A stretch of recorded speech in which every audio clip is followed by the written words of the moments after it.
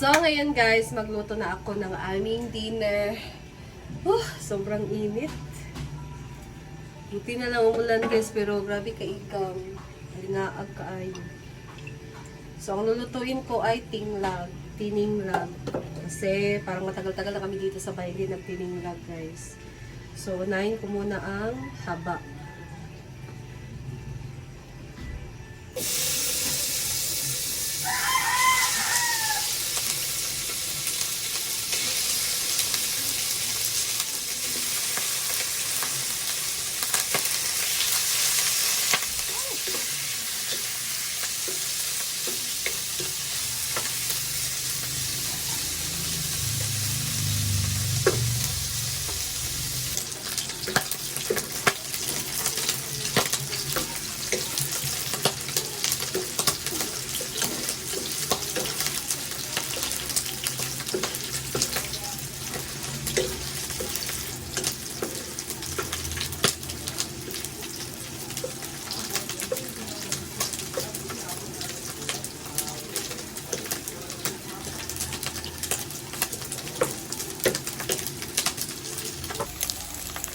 Ayan na guys, kulay brown na. Dapat talaga na ganito muna mag-toast ang ating taba na pork. Para mas masarap.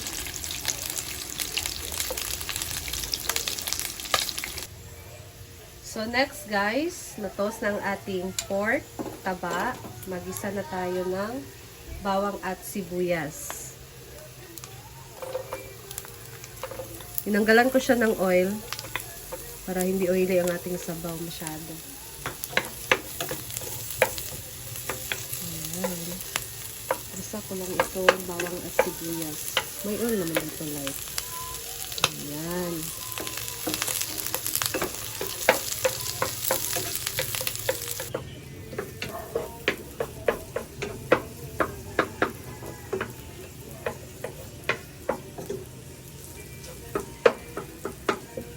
Ayan, and then, lagay natin ang karne.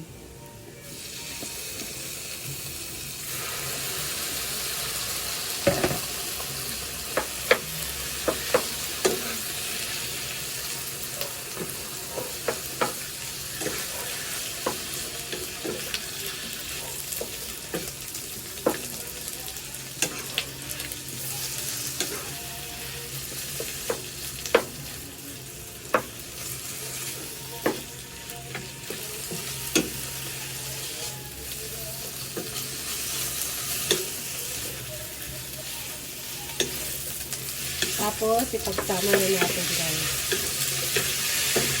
Ayan. So, dapat talaga siyang tanggalan ng oil. Kasi yung taba, naglalabas siya ng oil. Dapat bawasan natin.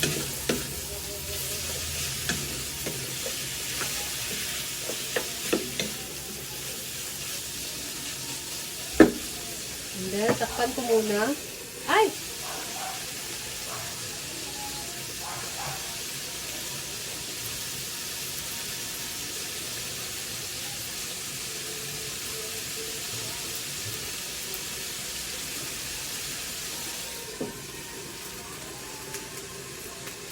Tapos, nagpainit na ako ng tubig. Parang ilagay ko na sa baw guys, is mainit ko na tubig. Madali lang, lumambot ang ating karne.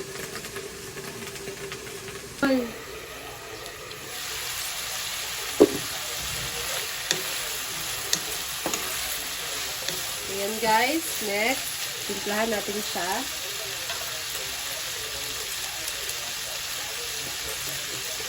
Lagyan natin siya ng pepper.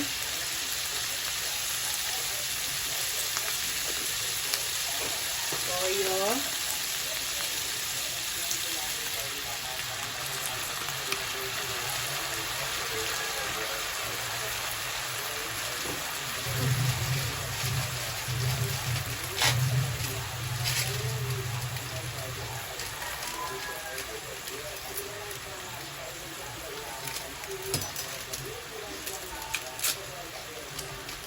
Granules. And kaunting tubig.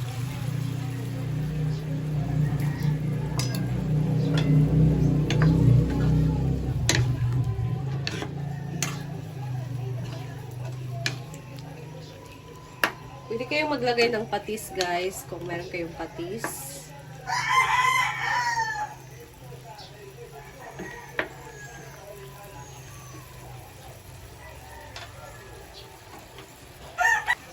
Takpan ko muna.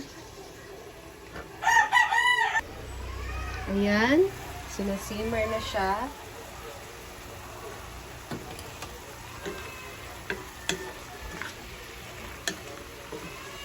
Lagyan na natin siya ng sabaw.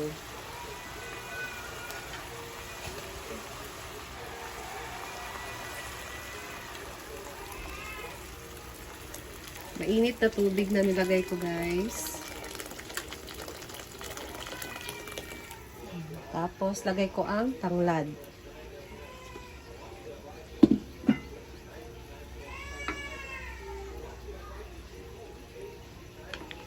Hayaan muna natin itong kumulo para lumambot.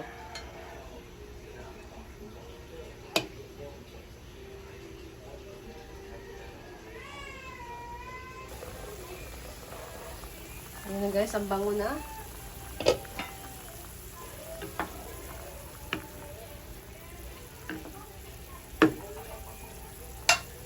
Lagay na natin ang atsal at luya.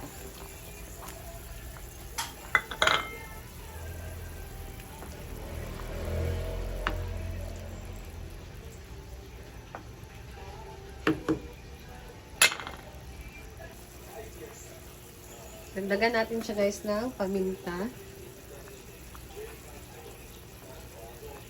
And then, lagyan ko siya ng asin. Kasi kulang pa yung medyo alat.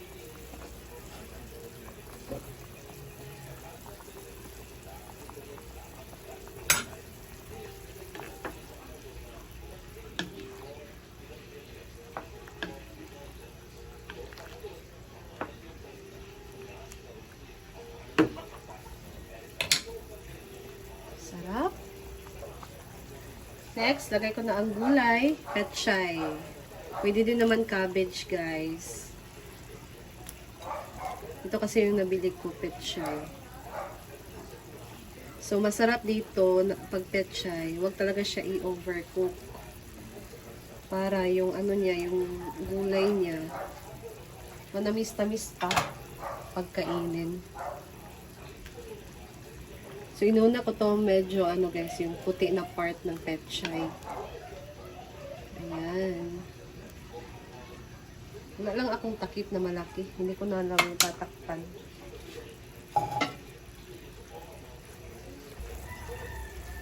Next, lagay na natin ang pinaka-dahon. Ay! May hindi na talaga fresh. Iba talaga pag fresh from the garden, kagaya sa farm, guys, no? Ito, may mga dilaw-dilaw pa. May mga dilaw-dilaw na sama.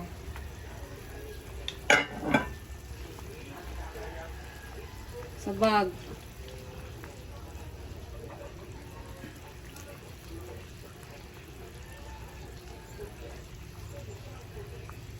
Bango.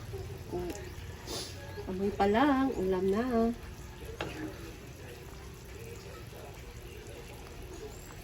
Ayan. So, okay na to, guys. Patayin ko na yung apoy.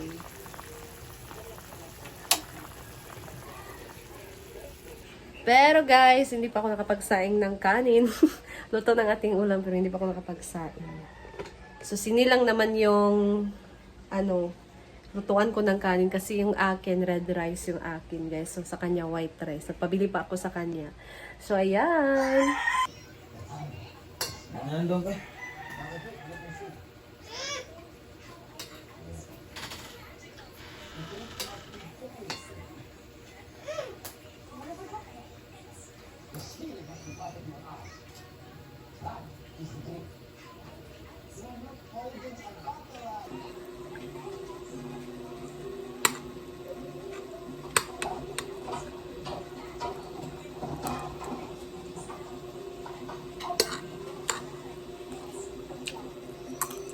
Where is that written? Tapos na maghugas ng pinggan, guys. Relax na. Thank you guys for watching. Thank you guys for watching. Yay! Bye guys! See you in my next vlog! Bye!